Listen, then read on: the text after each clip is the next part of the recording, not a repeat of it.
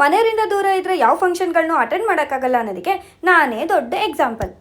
ನಾನು ಜರ್ಮನಿನಲ್ಲಿದ್ದಾಗ ತುಮಕೂರಲ್ಲಿ ನಮ್ಮ ಚಿಕ್ಕಮ್ಮ ಅವ್ರದ್ದು ಹೊಸ ಮನೆ ಗೃಹ ಪ್ರವೇಶ ಆಗಿತ್ತು. ಇವಾಗ ನೋಡಿ ಅದನ್ನು ವಿಡಿಯೋನಲ್ಲಿ ನೋಡಿ ಖುಷಿ ಪಡ್ತಾ ಇದ್ದೀನಿ. ತುಮಕೂರಲ್ಲಿ ನಾವು ಫಸ್ಟ್ ಹೋಗಿದ್ದು ತುಮಕೂರಿನ ಈ ಉತ್ಸವಕ್ಕೆ. ಗೈಸ್, ನಿಜ ಹೇಳ್ತಾ ಇದ್ದೀನಿ, ವರ್ಷಗಳೇ ಆಗೋಗ್ಬಿಟ್ಟಿತ್ತು ನನಗೆ ಫ್ಯಾಮಿಲಿ ಜೊತೆ ಈ ಜಾತ್ರೆಗಳನ್ನೆಲ್ಲ ಅಟೆಂಡ್ ಮಾಡಿ.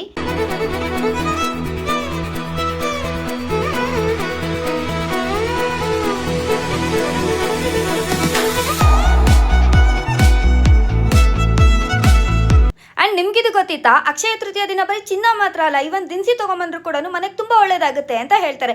ಹಾಗಾಗಿ ನಾವು ದಿನಸಿನ ತೊಗೊಂಡು ಬಂದ್ವಿ ಅವತ್ತು. ಅಲ್ಲಿಂದ ನೆಕ್ಸ್ಟ್ ನಾವು ಹೋಗಿದ್ದು ತುಮಕೂರಿನ ಅಮಿನಿಕೆರೆಯಲ್ಲಿ ಈ ಬೋಟಿಂಗಿಗೆ.